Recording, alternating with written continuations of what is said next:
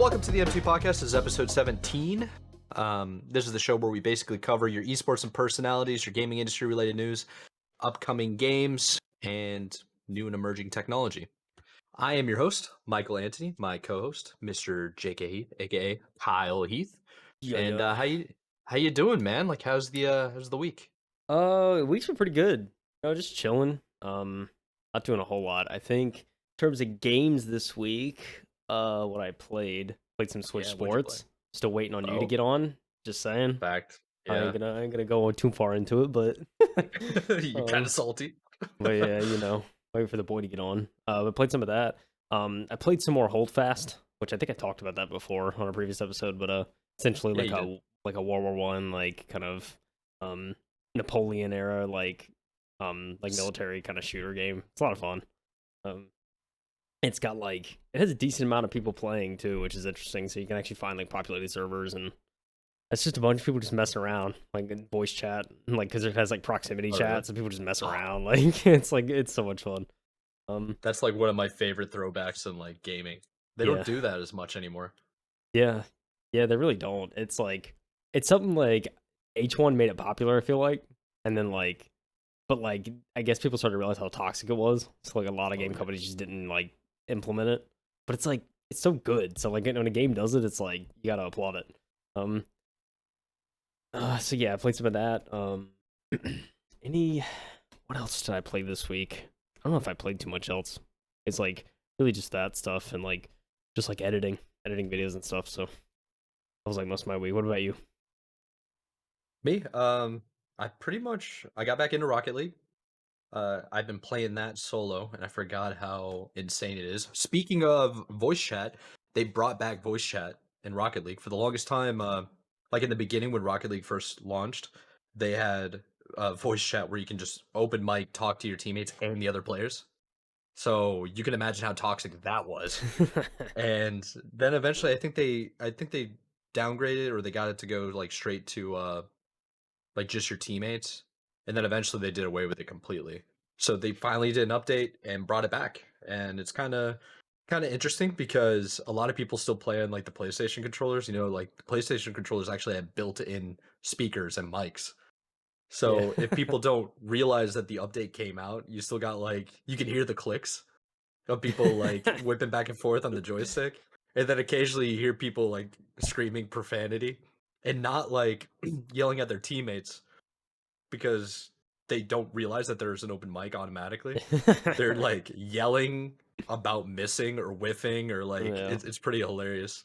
miss. Yeah, it's just what the F? Come on, man. I'm better than this. So that's been a lot of fun. Started playing Splitgate again. Oh yes, I need to get back into that too. I think, dude, you are more than welcome to join me, please. I need people to join me. I know, I've been even looking into their pro series, which I mean we can mention right now and maybe go into depth later when it actually starts. But I think 6 really big orgs got in, T1, Space Station, Luminosity. There's a couple other that you would definitely recognize, and they got into it. So that's pretty cool. It's $100,000 for a season. The season's basically 2 or 3 months. I think 3 months is the whole month, the whole season of summer. And they have a relegation set up to where the bottom 2 teams in the 8 pro team get relegated down to the challengers, which is the semi-pro amateur team or amateur level where anybody can enter. So if they improve their status, and the top 2 from that challenger series gets promoted to the pro series in the following season. So it keeps an entry level into it. It's very similar to the Premier League or English football in general. I maybe think some European leagues do it as well. Yeah. But dude, yes, let's address it now. We're repping status quo on the videos. And Yes, I think what Kyle and I first of all, we picked status quo right off the bat because Flamesword's the homie. We don't know him. We stan him. He has no idea who we are. It's I'm a huge fan of Halo. Halo esports just in general, I've always been a part of. Yeah. And we met Flamesword very briefly, in Raleigh for HCS. You might have even saw him again when you're in Kansas City. I don't know. Yeah, I mean, I saw him around. I didn't get a chance to talk to him. I know, like, the group I was with, of course, like, they bumped into him a couple times, but yeah, I never got a chance to actually, like, say what's up. Yeah. But all that to basically say, like, Status Quo is one of the old orgs from, like, Halo 2, Halo 3, and 4 era. Kind of like when MLG was pinnacle, like, pro gaming for Halo in general. Yeah. So we're just trying to rep that. He's trying to revitalize the brand, and I'm like, I love the brand. Let's bring it back. So Yeah. I think you and I are going to be trying to rep some more orgs and Yeah, I mean, like, merch. yeah, because I know recently you were keen about kind of like trying to like have a little more esports like in your life, and that's like definitely Yeah. one thing that's great is like having merch. And yeah, it's something I didn't think about myself either. Of just like, like, I mean, we got like adult money now. Like, if we want to like rep like if we want to sit here and like rep these teams, like, that we Like a enjoy $20 watching, then shirt? like, yeah, Yeah. like it's especially if it's a t-shirt, it's relatively inexpensive. And even if Yeah. it's like kind of pricey, I mean, we still, want to rep the brand anyway. Like I know you talked about 100 Thieves, I think, at one point, like getting like a shirt or something from there. And I hear their Yeah. like stuff's really high quality, so like I definitely am probably gonna look into getting like a 100 Thieves shirt. Especially with like their essentials collection or whatever they put out. Looks like really cool stuff. So that's one org. I know like Sentinels I've looked into, because especially like, I mean, Kings of Halo right now, I definitely want to rep that. Yeah, they really are. Yeah. And like I just, I love red too, so they have like this all red shirt I've been eyeing, so I'll probably end up getting that soon. Is it the same color as Phase's red? Like Phase red is kind of like a Ferrari red. Isn't Sentinels Yeah, like a darker kind of solid yeah, red? I I don't know think what to so. call Yeah, it. I think I mean, they're definitely different shades, I think. Yeah. But yeah, I think Sentinels is a little bit darker of a red. Maybe like a burgundy, dare I say. But Yeah, that's like a like a Robin red from yeah, like Batman. yeah, pretty much. Something like that. So yeah, definitely gonna look into getting some merch like that. And who knows? I looked at some of the Cloud9 stuff. I like some of their shirt designs. They only had like one shirt that was like a blue, like all blue, and Oh like yeah. it looked okay, but I wasn't crazy about the design, so I'll probably just wait and see if they come out with anything new, because I want to get like a blue shirt, because like I want more like colors. So I don't know. Yeah, that's a good point. Yeah, like Cloud9, they're partnered with Puma, and Puma is like a Yeah, brand that I grew up using because of like soccer and stuff. Like right. Puma and Adidas or Adidas if you're from Europe. And like the the entire brand is like really, really well made. So I don't think you're gonna ever lose if you go for any Cloud9 merch, you know? Yeah, yeah. So yeah, I mean, definitely at some point. I mean, I also looked at Fnatic. They have a fantastic merch store. Yeah, they do. And they have some orange shirts. Like that orange looks nice too. So I don't know. I'm a fan of those colors. So I think I think within the next couple of weeks we'll both be getting some pretty crazy wardrobes for esports. Yeah, I mean, yeah, we're starting to represent. I think last episode I think I was wearing the Cloud9 hoodie. Yeah, which We're is wearing super dope. Status Quo. It's super comfortable, by the way. Yeah. It's excellent. Got it on discount. They're doing a sale, so shout out to Cloud9 and Puma. I have the Sentinel shirt, which I showed you right before the podcast, and we'll just tease it. I'm not gonna. We won't watch next episode, and I'll put it on. Hey, next week, next week. Hey. Yeah, but then I got Counter Logic Gaming coming, and yeah, we're just basically trying to support the scene. Yeah, for Because like sure. not enough people rep the brands because most people that are into esports in general enjoy like competing. Yeah. So I think it would be kind of weird for a competitor to buy other teams' merch because it's like, why are you supporting the other team? Right. Kind of Yeah. deal. But it's still like you got to think about like the scope of like video gaming in general Mhm. and like professional gaming. So Yeah. Yeah, for sure. Yeah, it's always cool seeing the merch. I know when I was in Kansas City for the Halo stuff, there's like all sorts of like team merch flying mhm. around, and like people just wearing jerseys or like Sentinels, and it's also an Optic and Cloud9, of course. And yeah, they just always have like cool merch booths too, some of the big teams. So it's a great spot to get merch. I think at one point I'm gonna have to wear my Infinite jacket I got, because that bomber jacket is super nice, and it's like Halo Infinite, it got like patches on it, and it's a really really sleek coat. So I'll probably end up wearing that in some You episode got coming up. Yeah, you got to send me a picture of it because I don't even think I saw it, or maybe I don't remember. Yeah, I don't know. But I don't know if I sent a picture of it in the Discord. I might have. Anyway, so yeah, more sick merch coming in the future. I'm assuming so. yes, sir. Yes, sir. But yeah, that's pretty much what I've been up to all week, gaming wise, and like games in general. I know I'm guilty right now. I have not played Switch Sports. I bought it. It's in the other room. It's unopened. Mm, So I'm slacking. I'm slacking. I've telling you, man. also like I also played in the Halo tournament. Shout out to the Real Ones guys on A Saturday.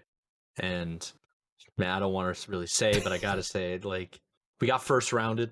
It's oh, it's dude, I've been playing games and tournaments for a long time.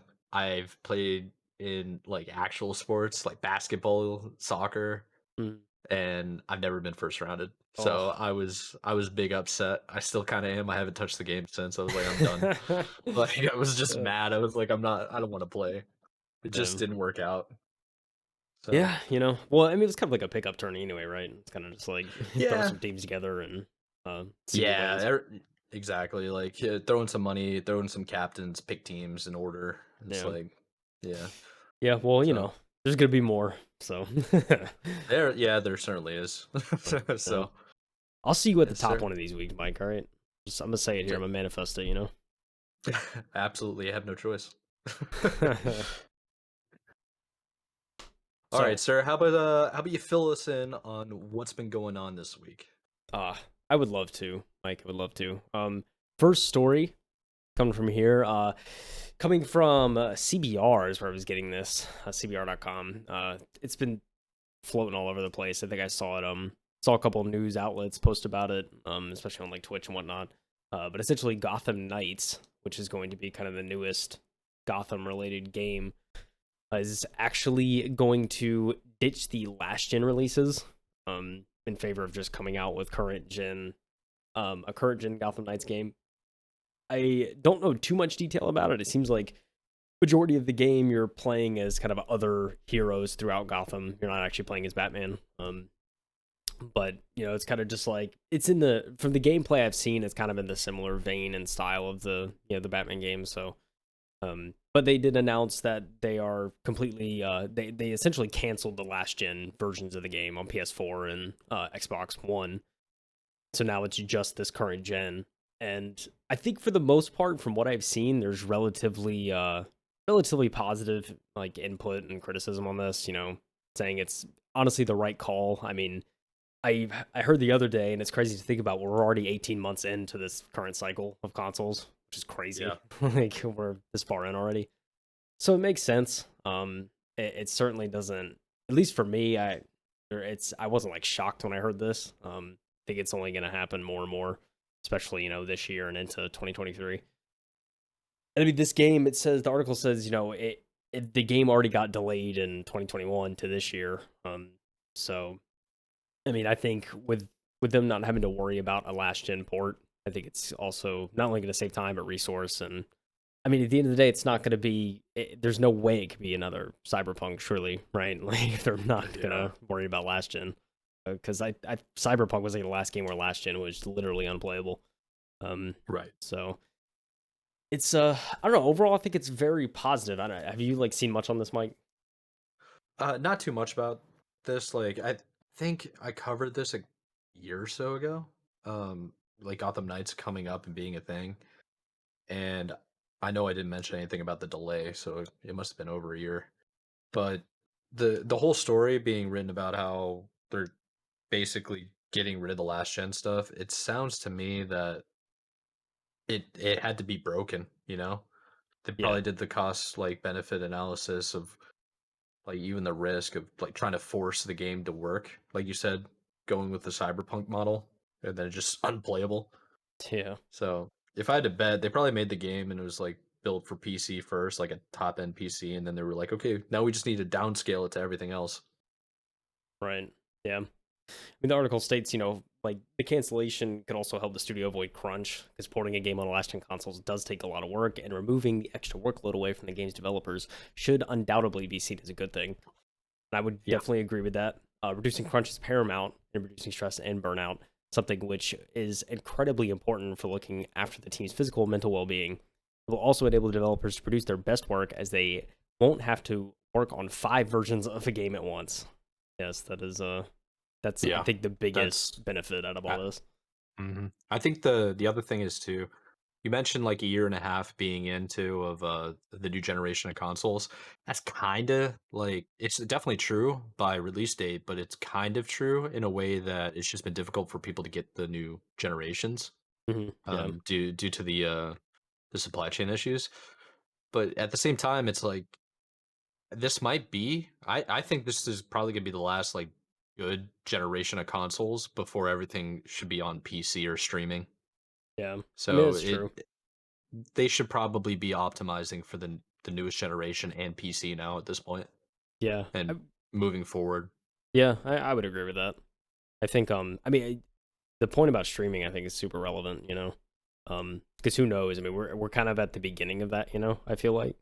Oh Um yeah, it's it's gotten so new. Yeah, it's gotten a lot better within the first year, but it's still like definitely new territory. So I think, given like 5 years time, especially when internet infrastructure increases around the world, I think it's just going to be more and more relevant. And yeah, it's going to be, at that point, like just get a sick display and, let the Yeah, servers do all the work. Um, so exactly. Yeah.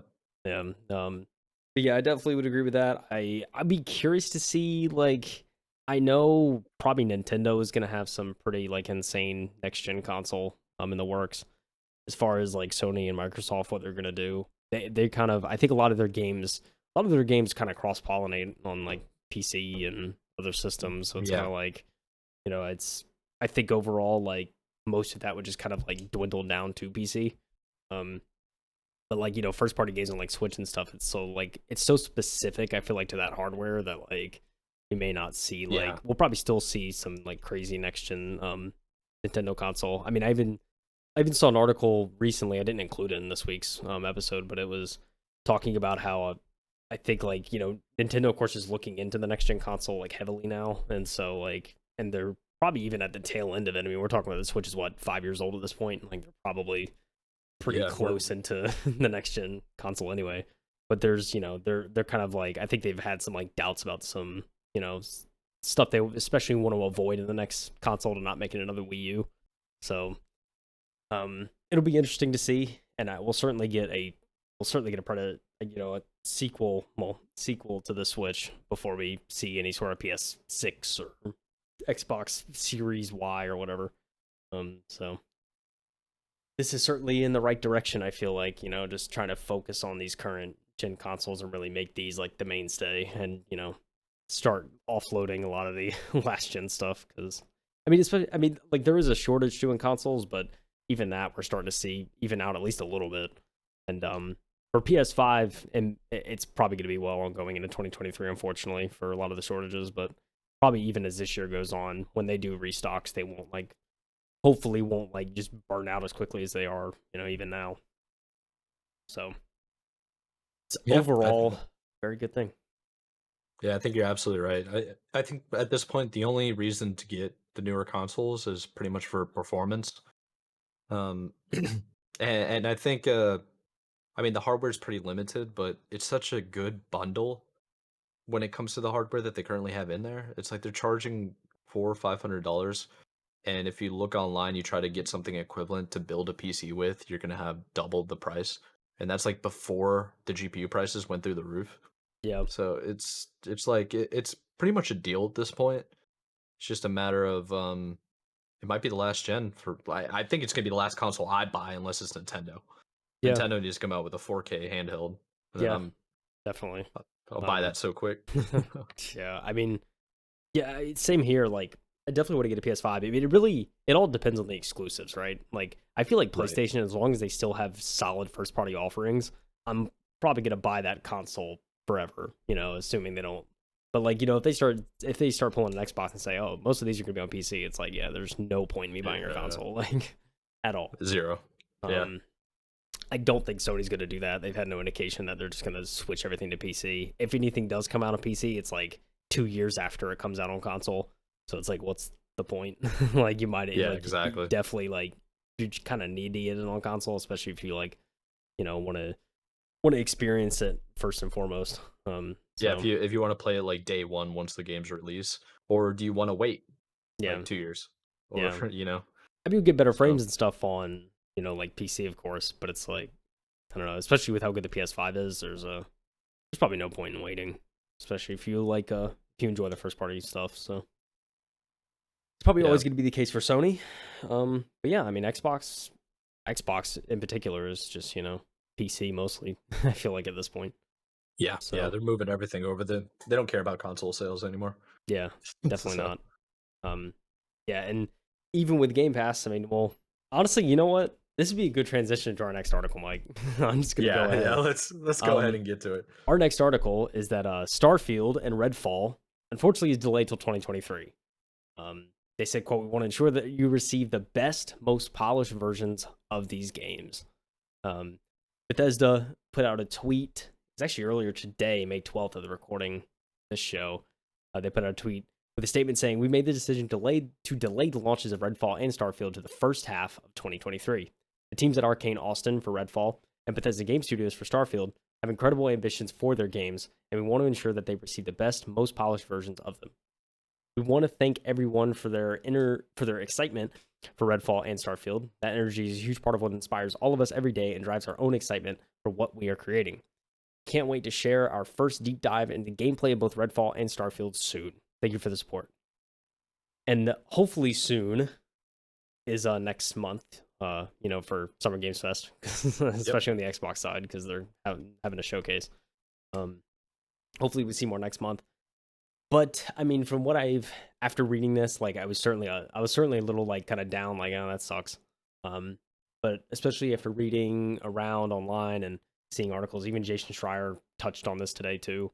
Yeah, he In did. an article he put on Bloomberg, but he's essentially said, when he was overlooking things like at the kind of mid 2021 when they were like talking about Starfield and stuff, and he like kind of heard rumors and rumblings that they weren't as far along in development as they wanted to be, and like even with moving this to the end of 2022, they weren't sure if they were going to make it.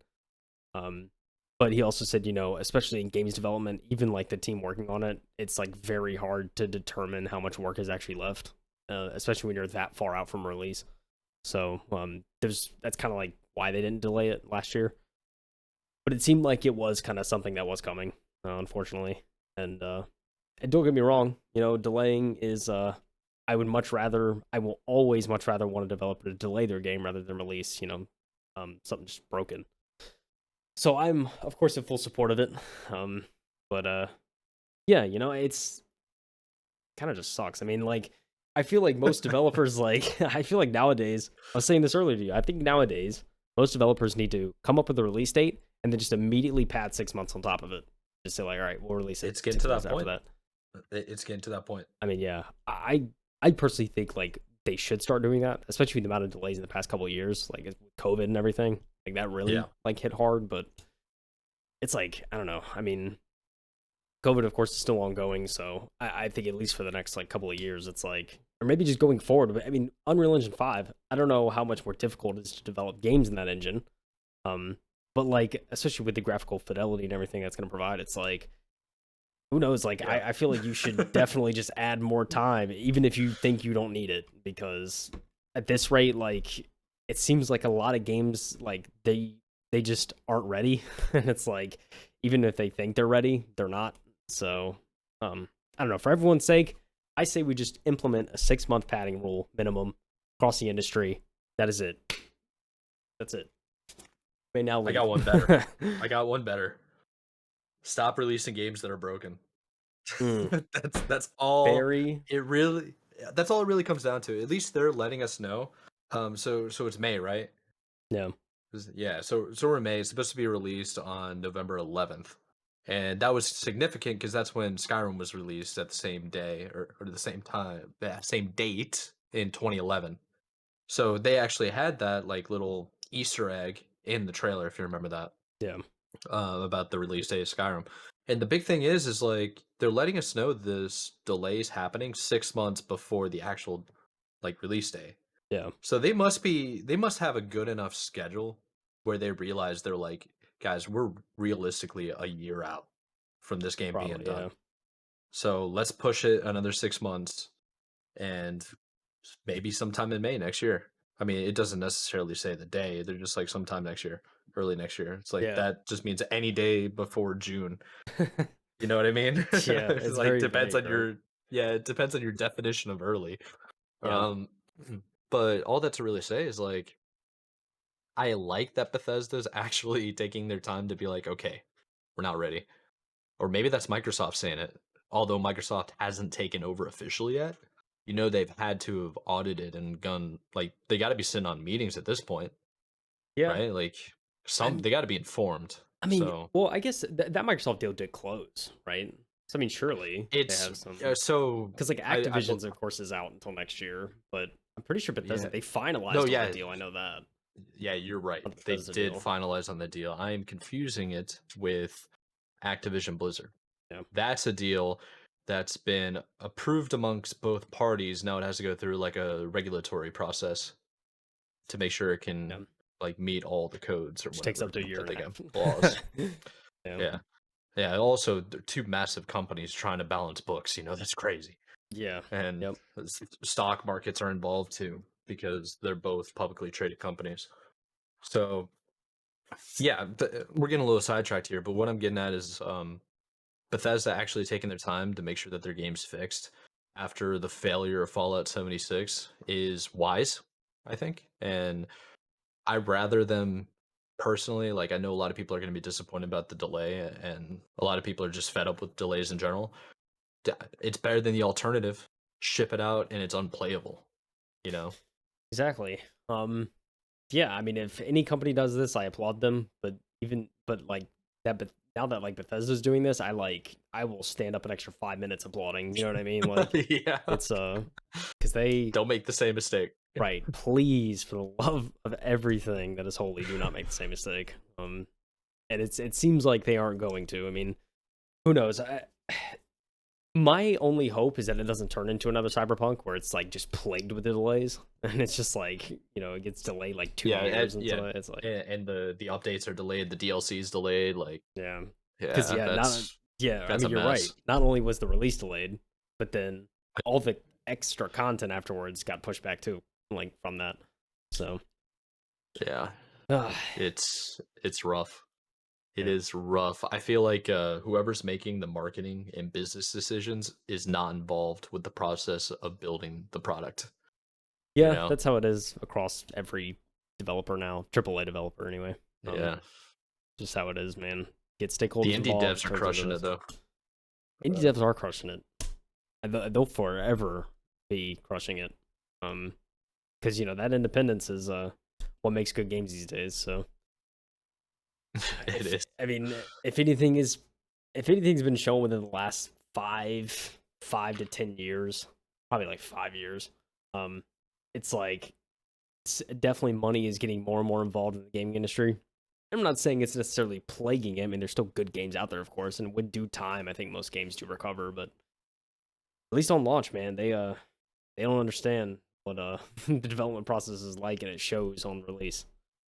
Yeah, I So think a lot of the AAA devs that are on the stock market are concentrating more on appeasing the investors and making the books and financials look good. Because if they can push the game early and people still buy it, then they make their money. It makes the investments look good and everything like that. And the quarterlies look awesome. But you're tarnishing your brand in the long run, which is what the next topic is that we could segue into certainly could. is Electronic Arts. And that's a studio publisher in the gaming industry that's universally hated by everyone. uh, It's one of the most hated companies in America, yeah, maybe the world. It's like it's bad, and the reason why it's bad, like I don't want to get too much into it because we're not trying to be super negative, but man, there's so many. Like the top. Go yeah. ahead and give us the next topic. So the next topic is EA is they're quote rethinking Battlefield from the ground up. The CEO said in a recent, I guess, I don't know if it's earnings call or just kind of company update. I don't know. But obviously, it goes without saying, Battlefield 2042 had the worst launch in Battlefield history. Mm-hmm. And ever since then, they're rethinking the development process from the ground up, according to Electronic Arts Chief Executive Officer. The company is reconsidering its flagship shooter franchise after a lackluster November launch, followed by a series of delays in live service content, some of which are still unresolved 6 months later. Very unfortunate. They said, quote, they're using the kind of Vince Zampella respawn model of get to the fun as quickly as possible. Very interesting way to look at it. And again, if money wasn't involved, goes, man. I'm not gonna sit here and like get all capitalistic, but there's definitely a right way to do it. They didn't do it the right way, fortunately. But yeah, I mean, we've covered stories in the past about Battlefield 2042, and the player count was really bad, especially like months ago. Like it was like down to like sub 2,000 PC or something. It's real bad. It's really bad, but I mean, when it came out, it was just busted, and there's a lot of features that were missing, and they've been doing still is. Yeah, still. I mean, they're doing. I'm sure they're trying to do everything they can to recover, but that may unfortunately be a case of something that is literally unrecoverable, and they might as well just move on to the next entry. Yeah, I mean, you know, this certainly isn't a. I think like a promise like this from like the studio, I think is great and all. But it's just one of those things you believe when you see it, especially from a developer like EA. It's like, I just kind of take these words with a grain of salt. Like, yeah, I'm sure they would love to like rebuild it from the ground up, and I'm sure they have that intention. But I don't know with a game like this, it's probably just like, you know, move on to the next thing, in my opinion at least. Yeah, I mean, I know you have more an opinion on this than I do, Mike, especially on Battlefield 2042. I have such an opinion with EA. Like, okay, so just to continue on this article, and one of the main paragraphs I want to talk about is, and I'll read it word for word. Battlefield 2042's launch was ultimately followed by damage control memo from EA DICE, a launch day title update to correct performance issues seen in the game's early release, and multiple patches immediately after release. Battlefield 2042's Metacritic scores on console are the lowest in the series history, and the PC version scores the second lowest, ahead of 2015's Battlefield Hardline made by Visceral Games. Oof. Do you remember Visceral Games? That name rings a bell, but I forget what they were like shunned for. Bro, Visceral Games was in business for over 24 years. They made, let me just pull up some of the titles that they made. EA bought them and made them make Battlefield Hardline, gave them unrealistic deadlines. They crashed and burned. It went defunct and got closed down because of that game. Unbelievable, Okay? man. So they did Battlefield 3 Endgame. They did Dead Space 1, 2, and 3. Oh, Yeah. good games. They did Sims 3. Pretty much all of the Sims, actually. They did PGA Tour, a couple of Tiger Woods, 007 Under Fire. I mean, this is a studio from 1998. Like, that's such a shame, PlayStation. man. Anybody that's ever played on PlayStation, GameCube has seen Visceral Games or played a Visceral Games game. Yeah. And dude, I can make an entire episode of why EA is missing the ball on everything, missing the target, I should say. Dude, But for real. I feel for the Battlefield fans, man. When I saw the trailers for Battlefield 2042, I was so excited. I was like, this is the game, dude. I was like, too. this is this shooter. This is what I'm going to be playing for the next 5 years. It's going to consume my life. I'm a diehard Halo fan. I saw trailers for Halo Infinite, and I was like, this game looks like trash compared to Battlefield 2042. I was like, I think I even told you that. I was like, who cares about Halo, dude? Have you seen 2042? Yeah. When that game launched, and I was like, dude, you could have stole an entire franchise from Halo. Like you could have took all the Halo fans with you, but you plummeted and you burned. You blew it, kid. Bro, the tornadoes in the trailer. Are you kidding me? Yeah. Oh man. I will say this, we got to give some credit, okay? Jack Frags, one of the YouTubers that I love watching, he's big into Battlefield. FPS guy, mouse and keyboard, PC. And he got on Battlefield 2042 and he was like, this game is actually like fun, it's getting better. So it's good to hear. Good.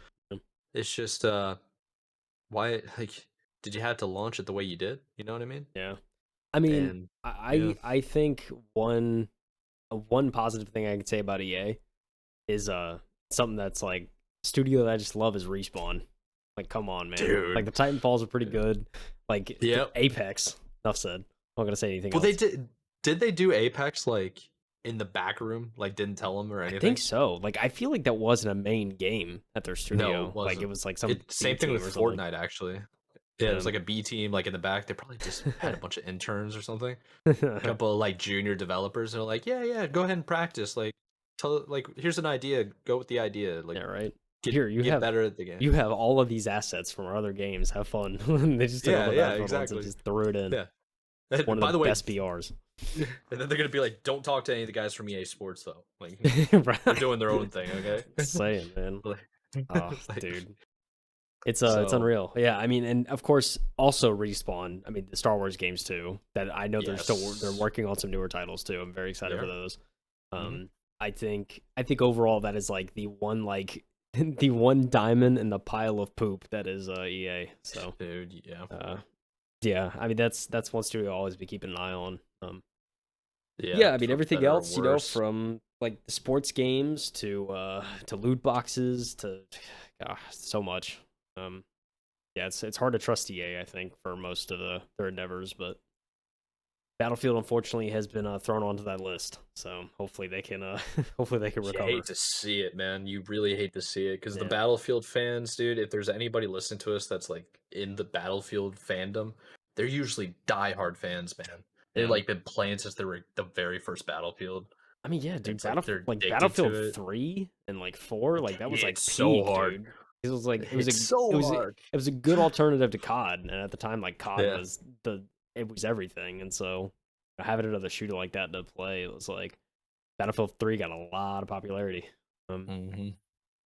and even like Battlefield, I didn't hear much about Battlefield 5. There's Battlefield 1 or whatever, which is like the World War Yeah, II World like War Battlefield. One. Yeah, World Yeah. War.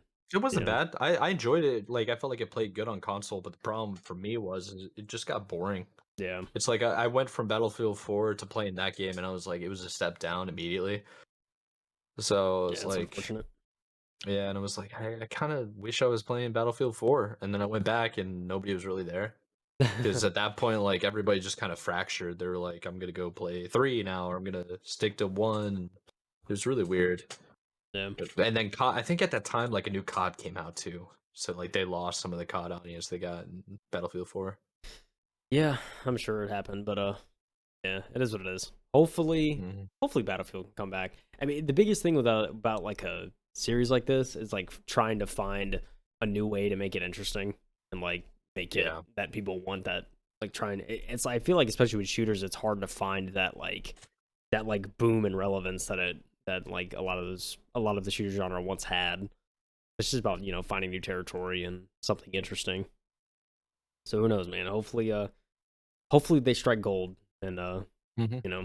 hopefully other shooters as well strike gold, because I know COD's in that state right now too. And hopefully I think the biggest thing, and I hope when they say they're going to rethink the development process from the ground up, I really hope they don't do yearly development. I hope they kind of take the COD Yeah. route, take a year off, figure it out, and then maybe do like a bi-yearly cycle. I think overall it's going to promote more creativity, very varying differences between the games, and something that's actually going to be worth picking up every 2 years, as opposed to just reskinning a game every year. It's going to Yeah. allow for more creativity at the end of the day. I think it'll be interesting. I'm very interested to see what next COD's going to be after Modern Warfare 2 this year. So very interesting stuff. I'm hoping for the best, man. I'm trying to stay positive because Yeah. Can't be uh too negative. yeah, There are like we had in multiple episodes in a row where things are getting better overall in the gaming industry. It's yeah, just there's some studios with certain games that are slacking, yeah, and I feel big like time. there should be uh rightful and justified criticism where it's merited, and Definitely. EA has absolutely deserved any bit of criticism it gets. Yeah. I'm trying not to go too much into it because we can have like an hour and a half, 2 hour long segment just on that. Yeah, So we definitely could. I don't know. I'm excited for the future of gaming in general, especially with Unreal Engine 5. And gosh, yeah. if you're a Switch owner, I'm sure Oh you yeah. saw in the news this week If you pay attention to the Switch stuff at all, there was another indie showcase. Kind of the first like showcase of the summer for the Switch, and this particular showcase was focused on indie. They showed different games than what was shown in last month's indie showcase. So it's a I have the video here. I'm just gonna kind of skim through some of the games I saw that looked relatively interesting. And Mike, feel free to chime in and let me know what you found interesting as well. Yeah. And there's a couple. I mean, there's Ooblets, which was one of the first games they showed. It's very it almost gave me kind of like, I don't know if I want to say, I was gonna say Animal Crossing, but I don't know if I'm like gonna be that bold with it. It's kind of like, yeah, like definitely got Pikmin vibes for a lot of like the little guys. Like right here we see a bunch of like little like cartoony totally like, around. Yeah, and they like follow you and stuff. You just can't throw them like Pikmin can. Yeah, that's true. Yeah, see, look at them, little plants stuff. Yeah, adorable. But yeah, you have like a character, you can dress it up, you get to live in the city, you get to do stuff. I don't know. It seems like an interesting, kind of fun little game. That was definitely up first. I know you mentioned this game to me. Yeah, Batora Lost Haven. It looks just like an RPG, and it's a non-linear story. Yeah. And just the way it looks and how fast the gameplay is. You see how like the character is, well, first of all, it's like a top-down RPG. It's an isometric drawing, or like isometric point of view, and they do like cutscenes up close and personal where you can actually see everything. But the movement looks really rapid and kind of like a fast pace. I don't know. I was really interested by that. Yeah. Just looks like fun. Yeah, I like the art style for sure. It's definitely reminds me of it reminds me of stuff like games and stuff I've seen where it's kind of just like colorful and yeah, but just kind of like you said, fast paced. So he's pretty interesting. I know one that stood out to me was Electhead, or I guess it's like it's like a platformer. It's literally, the best part about this, it was made by one guy. They have him shown on the screen here, kind of talking about it. It's literally developed by one dude, and the concept is so like cool to me. Essentially, it's a platformer where you're like this guy that has it kind of looks like a battery almost. It's kind of he runs around on these platforms, and essentially everything he touches, like every platform he touches, either his head or his feet, essentially like powers up that platform and makes it either like move or like prevent like projectiles from hitting him and whatnot. And like the overall concept looks really, really cool. I haven't seen something like that in a platformer. Then again, I don't play much platformers, admittedly. But definitely a little interesting. I don't know what you thought of this, Mike. It looks awesome. It looks like a puzzle game almost, because like the way the platforms move and you have to interact with your environment entirely based on like your character's head touching that area in order to activate it, because it's a battery.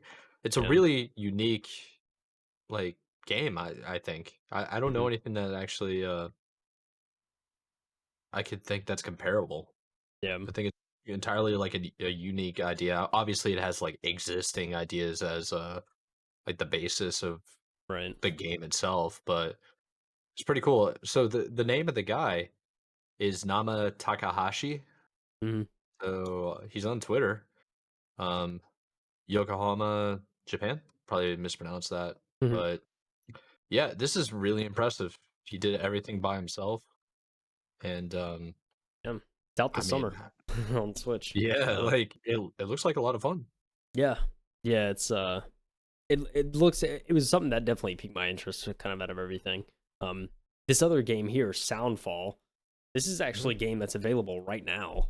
They launched it the same day this indie showcase was done, which was May 11th. But essentially it's like a game, it's like a kind of like team-based isometric kind of like fighting game, but you're kind of playing to the beat of a song. There was an FPS game that was very similar to this, and I couldn't think of the name of it. But it did come out fairly recently. So it's kind of like that vibe of, you're playing to the beat, and you're, I guess, like you do more damage if you play on beat and whatnot. But it's a 4-player co-op experience, up to 4 players. You can also do single player. But it is available right now on the Switch, and I saw it's actually on sale, 15% off. I think it's a $30 game, but it's on sale right now for $25.49 or something like that. So seems like a good time, a good like kind of little game if you're trying to get some of the boys on and shoot some stuff with music. So like notes and whatnot. Um, Yeah, it's pretty cool. It's one of the descriptions that this article from Kotaku gives it is a looter shooter. hmm, And yeah, I unfortunately the video actually doesn't show any or let you listen to any of the music. So maybe it's a surprise or like I don't know. Probably Nintendo created music, yeah, which I mean, can't complain. Nintendo's music smacks. It's that's like that thing facts. hits. So I think it's worth checking out. You said $25? Yeah, right now it's on sale, Yeah, 15% off. Nintendo. So Yeah, maybe worth yeah, to check it out. might be worth it. Yeah, I'm actually side note about Nintendo since we're talking about it in general is I think I mentioned it last episode, right? I think I found out from a buddy of mine that Nintendo only makes their hard copy games for like 2 years. Oh yeah, yeah. I think you did mention that. Yeah, Yeah, so it's if you're ever buying a Nintendo game, make sure to get the physical copy because it will be worth money later on down the road when there they you stop go. making it. It's an So kind of investment. like yeah, kind of like them N64 cartridges that you can't find anywhere. Yeah, So true, true. they Uh, they make the controllers, not the games. yeah, yeah, pretty much. Um, the next game I want to talk about was Totally Accurate Battle Simulator. It's coming to Yeah, Switch. yeah, tabs. Yeah, tabs. I've seen games similar to this. Right off the bat, when I see gameplay, it reminds me of Muck. I don't know if you played that game on PC. No, I haven't. Is wait, I might have seen it because I've seen Yeah, YouTube videos where people have like crazy, like they'll do like Spartan warriors versus Jedi's, and then they just walk towards each other, yeah, and then it yeah. like battles out. Yeah. Is that Well, something entirely that's different? something entirely different. Okay, The reason I mentioned Muck is because like the art style is very similar to this. It's kind of just like Unity, like blobs that are essentially like the characters. Um, but it's like it's kind of like it's definitely not like a battle simulator. It's kind of just like a it's almost like just like a funny like Minecraft that like it was actually a YouTube developer, like a popular YouTuber that's also a developer that made that game. And it was like only him that made it. And it was actually like it had a progression system and everything. It was pretty cool. But it had this similar kind of like he's of course not an artist, so he just took like Unity assets and just like threw yeah, together this game. And it kind of that's like funny. yeah, and but it looks but like if you see this game, you see the characters, they kind of like walk funny and stuff. It seems like a funny little like kind of fighting simulator. So this is I think coming. it's yeah. I was gonna I think it's say, meant to like not be taken seriously right, yeah, because like yeah, just being totally accurate. It's like clearly not accurate at all. So yeah, everything's just like a big satire kind of joke. yeah. It looks real funny. But see, it's saying Mhm. here you could customize your characters before you take them into battle. It's awesome. Yeah, seems like a real goofy game. And may have to check out. It's probably on other platforms. They said it was coming to Switch, but it's probably one of those things they had it on other platforms because I've definitely seen something similar to this.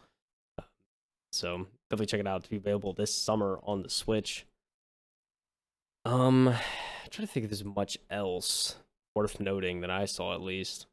Um, oh yeah, I did want to of course mention the Crab's Treasure because I know you Yeah. mentioned this too. This Yeah, game look cool. is yeah, the trailer and stuff is really funny. It's they were marketing it as a Souls like, which I thought was pretty good. They said like you're literally a crab just kind of like fighting. Like it's a Souls game, but you have you could find like I think 50 different shells kind of like as like a that you could pick up throughout the game as to like protect you and stuff like that and like fights.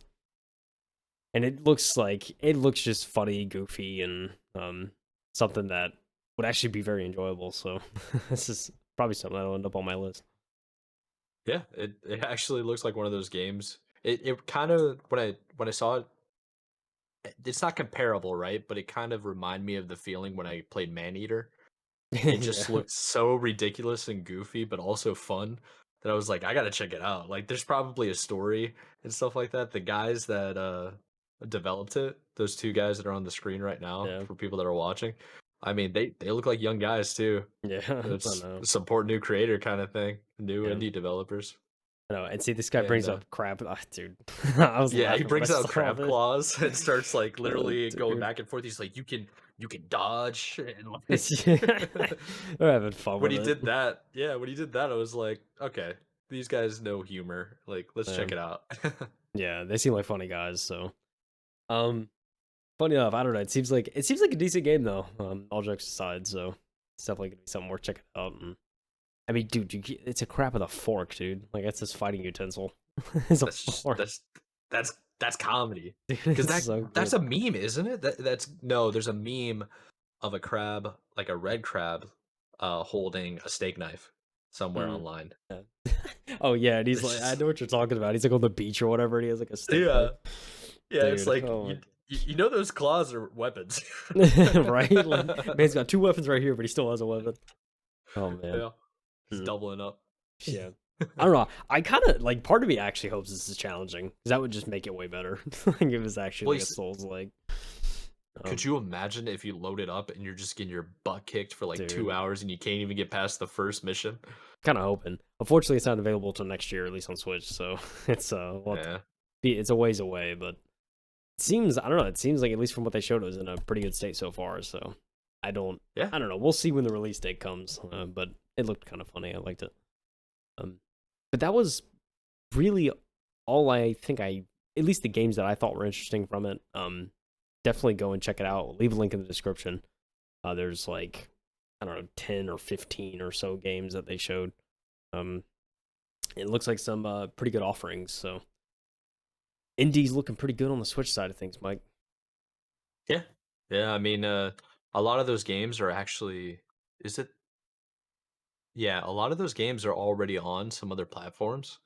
Um, So them being brought over to Nintendo Switch, I mean, that's pretty cool. Like that's pretty cool to see. For the longest time, like Nintendo was only allowing their games on their consoles. So seeing that more and more indie devs are getting invited over and then like people using crossplay, like I think one of the first ones I can remember was Rocket League getting on every platform. And it was like, yeah, dude, that's crazy. And it was right, like it's yeah, on the Switch. It's on the Switch, man. yeah, for So sure. Yeah, before we close out this article, there was one point of note that I wanted to mention. I know a lot of people, especially in the indie community, were looking forward to hopefully some Hollow Knight Silk Song news. I guess the next Hollow Knight entry. Fortunately, that was not shown in this, so no. Hollow Knight fans will have to wait.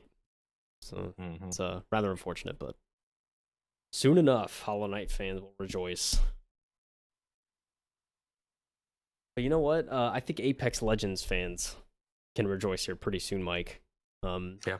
At least Just if rep you DA just to prop them back up. yeah, right. Rip them down just to bring them back up. The reason we are is because Apex Legends is having a mobile launch on May 17th. That is right. One of gaming's favorite BRs is getting a mobile version soon. There is. Very soon. There is a launch trailer. I guess I could play a little bit of this. I don't know how much gameplay I they showed actually in haven't this. seen it. This is gonna be new to me. So yeah. But yeah, I mean Apex, at least for me, so like if I think back, like February 2019 when they dropped this thing, it like Yeah. made waves. And it's a really well made BR overall. I think especially when it first came out, a lot of people noticed that. And it's nothing but improve and, try and especially like also if we look at it from an esports perspective, I think they've done a good job about, trying to adjust some of the rules and the competitive side of the game, but also kind of fun teams to like go to events and compete. So we love seeing that. I think overall they're doing a really good job, and they even have a new legend coming soon, if not already in the game. And they're like constantly bringing out new legends. So the fact that they're working on a mobile version, this is I mean, we did a story last week talking about how mobile gaming is peak. It's like better than anything else right now in terms of revenue. So It's blowing up, like yeah, revenue and just user base in general. It's yeah, crazy. it's absolutely nuts. And PUBG Mobile, we already saw that does having tourneys and doing all sorts of Hmm. things. So no surprise that they are looking to tap into the mobile market, especially after PUBG and Fortnite. And I guess better late than never. We'll see how this plays out on mobile, and it's I don't know, it's exciting stuff. I think because it's one of those things I'll probably like just check it out to check it out, and kind of Yeah. see if it's any good. But I don't know. It's Respawn, so I have faith that it's at least least better probably on newer phones. I don't know. I'll be curious to see how it does on my iPhone 8 that's like running iOS 3. I don't know how it's gonna perform. I also have a dated phone too. I have the LG V40. So they don't make LG phones anymore. Let me see when this thing came out.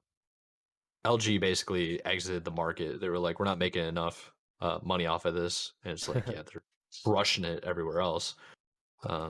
Their phone was fire, man. That's besides the point. October of 2018. And I got it around then. I got it right before the release of the V50. So the 2019, I guess. So it's from 2018. That's an old phone. We'll see. We'll see if it operates on Apex Legends. Yeah, yeah, that's about what my iPhone 8 is, 2018. So yeah.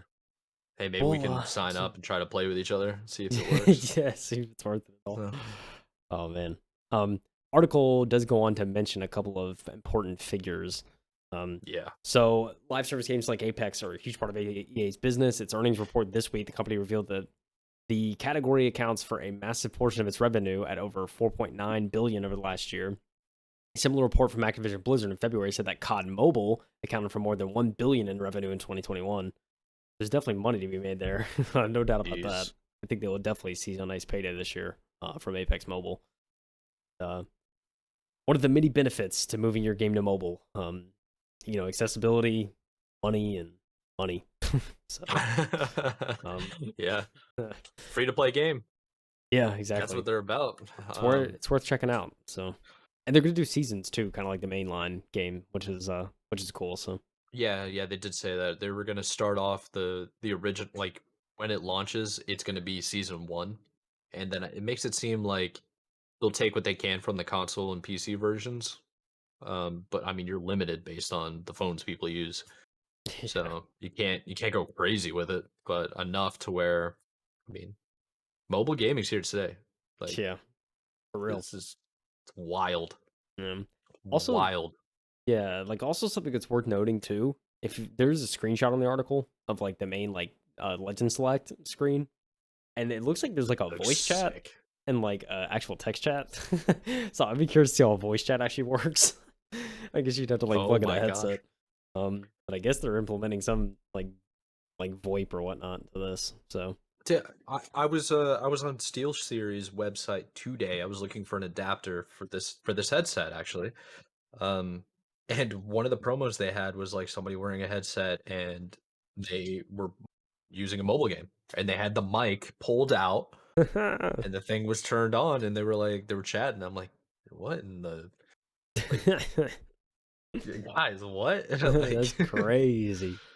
Yeah, they have so many adapters now. You can like get the controller attachments and your phone will register it now. It's like it's wild, man. It's like they're doing $1 million tournaments on mobile devices. Dude, literally people sitting up there just like phone up. Oh yeah. Making money. Oh yeah. That's nuts. I gotta watch like I gotta actually check that out. How do we stream it? I have so many questions. Right? Because you gotta broadcast it. Yeah. Right? It has to be some way to capture. Do it. I mean, I feel like it's the only way to do it, but I don't know. They could have some system in there. You could have a spectator mode. Who knows? Spectator mode. Like join up and whatnot. I don't know.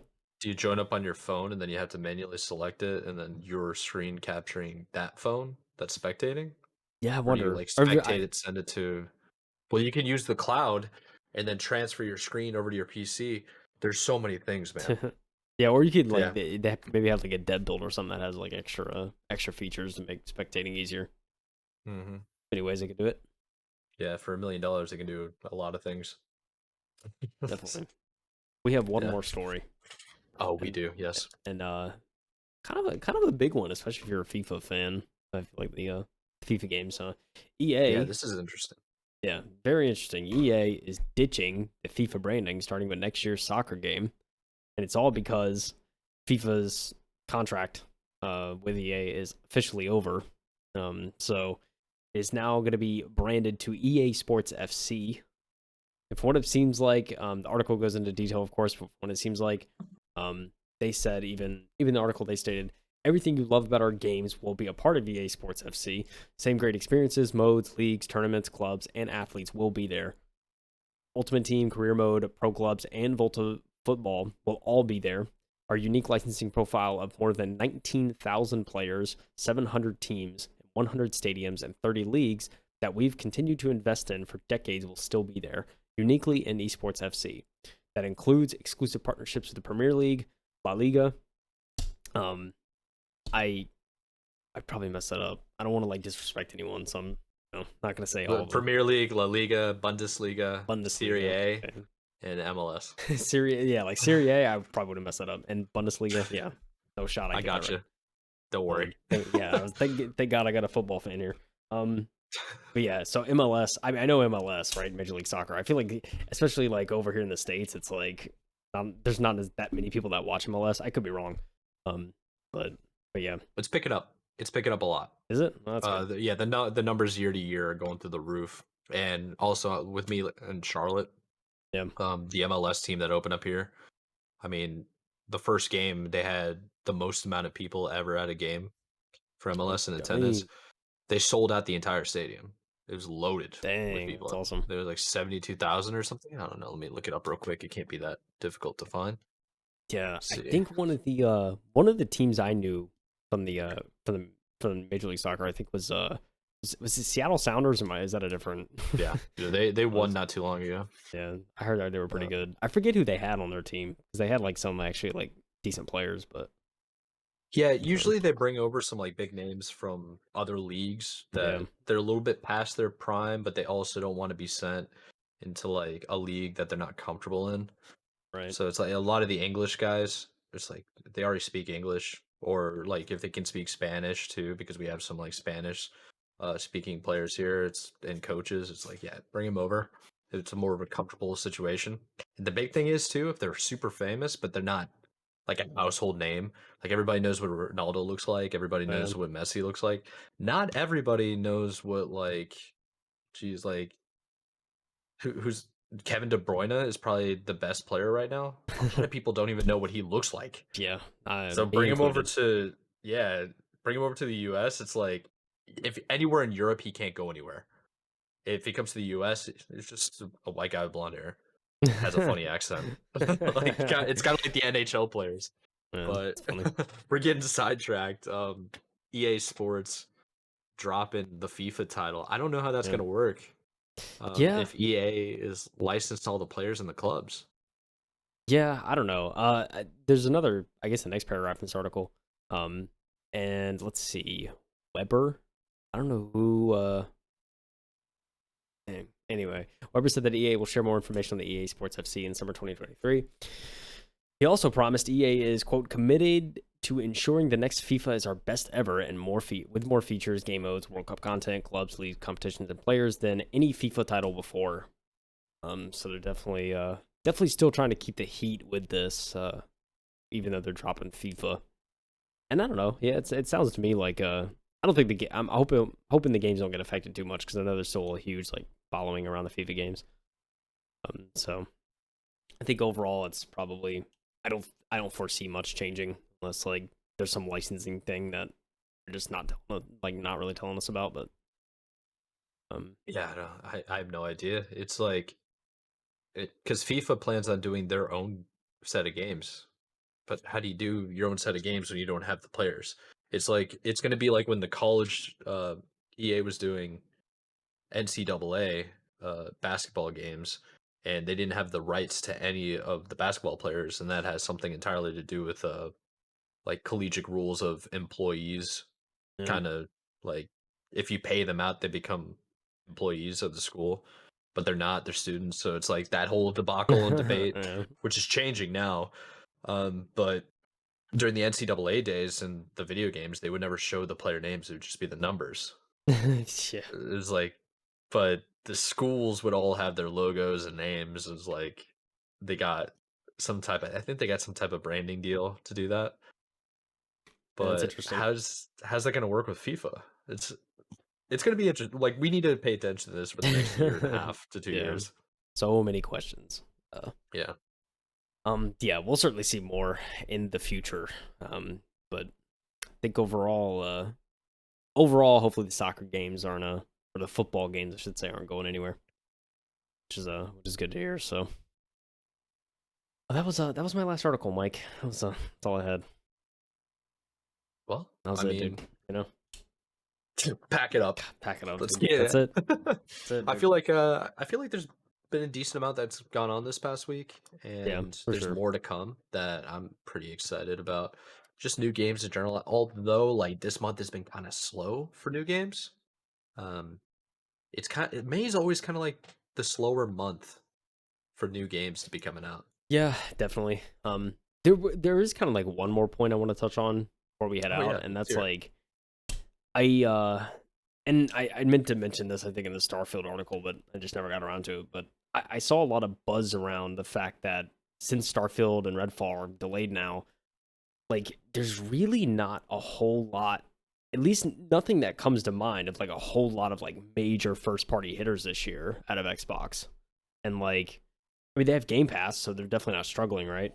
But it's like, but like think I saw some concerns in the community of like, with no kind of first party hitters, like like I mean Game Pass is great and all, but it's like the fact that does this mean that Xbox is kind of like, not prioritizing like huge first party releases?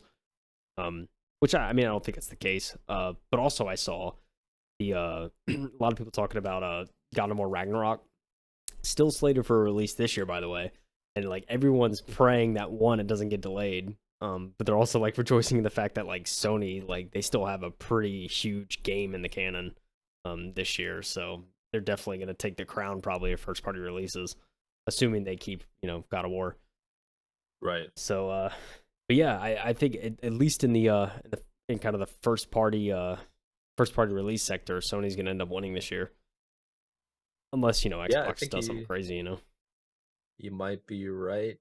I'm so while you were talking, I also pulled up the list of just Xbox games because I have like a reoccurring list where I can go and double check. It's updated once a month. And yeah, you're right. I really don't see anything. I mean, the Gotham Knights was supposed to be one of the games, but that's going to be on multiple platforms. And then you have Dead Space. You have Stalker 2, I guess, would be the Mm. next best thing, but that's on multiple platforms, isn't it? Yeah, I can't remember if that's a that might be Xbox exclusive or timed or something. Is it? I I mean, think. Stalker is. Let's find So out. I thought I remember seeing that in Xbox like showcases, like specifically. I think it's day one Game That's Pass no, day and date. no. Stalker 2 is an Xbox exclusive. Yeah. So yeah, that's gonna be set for release on Windows and Series X and S. So that's not. Yeah, I mean, probably day one on Game Pass. I mean, shout out Game Pass. Yeah, day and date, baby. Yeah. Uh, but yeah, you might be right. Like outside of that, there's not much. And like you said, Starfield and Redfall. So Yeah, I mean, I think it just goes to show if there's one L that Microsoft's taken this year, it's in first party releases. But Game Pass. Smile. yeah. Like that's Hmm. there's still a lot of good games to play, and they lead in the service aspect, and who knows, at least for the next couple of years they will be leading in that. So Yeah, they got definitely. that going for them. But hopefully I think 2023, 2024, 2025 will that's when like it's going to be a lot. Those years are going to be insane for games. So it's just, we'll have to wait a Yeah. little bit longer, but we're going to get some pretty crazy years coming up. So I'm Yeah, and if excited. you haven't yet already, check out Unreal 5 stuff. That video on Twitter Yeah. went viral. So I think most people Yep. have actually seen the video of Unreal 5. Um, yes, that's cool, but Twitter like compresses files and makes videos look blurry. Terribly. That's so bad. So go to YouTube, go to any other streaming platform and up the res. Yeah. Borrow your Watch buddy's that, dude. 4K monitor and like check it out. It's Yeah. nuts. It is wild. Yeah. Nuts. Yeah. I So mean, for those that don't know, it was a developer based out of Japan. He essentially made mhm, a like a one-to-one demo. creation of like I think it was like a pretty much a one-to-one creation of a train station he actually visits often in real life. Yeah. And so he like recreated it in Unreal 5. And it's like it's so interesting to see because he essentially takes it from it starts off in daytime, you see the station, and then like it looks like real. You're like, whoa, like why is he filming this? And then all of a sudden, immediately switches to night, and so like it's like instantaneous, and it just switches, and like the eyes settle, and you see just all of it, and it's like very mystical and like you think you're playing a horror game. It's like what's about to jump out? Like the whole time I was like, whoa, like what are they about to do? But yeah, dude, oh god, there's a lot of every genre is going to benefit from it, but like horror is going to be on another level whenever Unreal 5 comes out. Oh my gosh, it's going to be exciting. It's going to be so sick. Yeah. I haven't played horror games in a while. I got like Steam games, man, that like Yeah. I've purchased and I haven't played them yet. Yeah. So that's that needs to happen. Yeah, I mean, speaking of that too, I completely forgot. And this just goes to show how much I use the service. But I actually have been like part of like Humble Choice, you know, like that monthly service where they give you new games. I've been doing that for like 2 years. I've been getting those games. There's a lot of games I have not touched, probably like 98%. I just haven't touched. And I gotta know how many games you have. I completely forgot I had this, Mike. I renewed the subscription in December. Completely forgot. I like went and checked. There's like a solid 6-7 months of games I haven't redeemed. Like I need to just go back and redeem them. Can you still go back and redeem them though? Yeah. Like they're available indefinitely, so I can go back and like claim them and stuff still. But it's like I completely forgot about that. So like I have to go back now and just like redeem. And they just changed their service of like Humble. Like back in February, they updated like the service, and so now like a lot of the games they're providing now are like they're like better games. They provide less of them, but they're like offering like a very curated like quality list of like games every month now. So I think it used to be like 12 or something a month, but now it's like 8. But it's like I think I have like the Mass Effect like trilogy legacy remaster thing that came out pretty recently. That was one of the giveaways like on the month that I can like go and redeem. So there's like a lot of like these crazy games I completely forgot about. Yeah, you know you're ridiculous for not utilizing that. Yeah. Yeah, let's just say I was like bashing my head against my desk when I like remembered that. And then I went and checked and I was like, oh my god, I'm just sitting on all this. So yeah, not doing a thing. I have a huge catalog that I have to go through at some point. Dang. Yeah. Well, yeah, you need to go do that, and then you need to get back on your YouTube grind and start doing breakdowns that you used to do. Yeah, dude. Gosh, I really need to. Been editing a lot lately, and I definitely like want to get back into content. I think the biggest thing, especially like for like streaming and stuff like that, it's like my PC's starting to go, so it's very much like it's like I'm starting to notice those effects like when I stream, especially. So it's like, and like if I use OBS. Like, because I use OBS to record this podcast, but if I use OBS to like stream, it's like I have to like downgrade the res, and then what if I forget, and then we put out a 720p episode? I'm like, then what? Then I look like a goofball. You look like a goofball. I lose credibility, you know? I blame everything on you instantly. That's what I'm saying, dude. I'd probably drive down there to your city. We'd have to box in the street. Like that's the only way to solve this. Do I look like I can box? No, I don't. So this is the thing. That's why I'm challenging you to box. This is you think I'm gonna set myself up to lose? This is the predicament I'm in, you know. So I don't know. Teasing. I may end up switching the recording platform we do the show on just to ensure that I don't pull a dumb move like that. We'll see. Yeah, there are options out there. We can double check and if I need to start doing it, I will. I can go back to doing it. I mean, no problem. I have Streamlabs OBS. I just need to bust that out again because I can use that to record. It's pretty good quality. So Streamlabs, Streamlabs OBS, yeah. I thought Streamlabs uses more resources than Stream Elements or just regular OBS. I mean, I don't know for sure. I mean, it used to be like, I think at one point when I tried to use OBS versus Streamlabs OBS, I had better performance out of Streamlabs OBS, oddly enough. So, I mean, I don't know if it's changed. That's worth testing for sure. Yeah, I'll have to check it out because it'd be easy enough to set up. So, I don't know. Hopefully content comes soon. I'll check the schedule, you know? Yeah, I got tons of raw footage that I have not edited. And I mean, I just got stuff going on. I'm trying to basically be a Splitgate pro now. Like I'm 2 days in of just revitalizing my love for the game. I've been watching pro content for a solid like hour or so. Like all right. What I've seen, I mean, everybody's basic and trash, and I'm just gonna win. Like, we're gonna find out. All I'm gonna say, T1 Mike. Has a ring to it. I'm just gonna leave it at that. It has a ring to it, dude.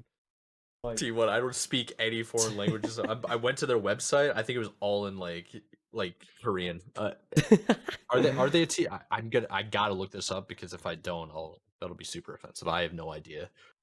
Yeah, I forget. T1 Esports. I only know they compete in Valorant heavily, but that's like the only. Oh, okay. First of all, they're a massive brand. Okay, I was right. Korea. Gotcha. Thank you. Oh, we guessed right, baby. So Apex, League, Fortnite, Hearthstone, PUBG. They actually don't have Splitgate on here because it's brand new. The League's brand new. Brand new with pro orgs, is what I should say. Yeah. They're on their second season now. It is season 0, which was basically the beta. Now they're on season 1. They have Pokemon. That's kind of sick. Valorant, Overwatch, Dota 2, and Super Smash Bros. So yeah, T1 Mike.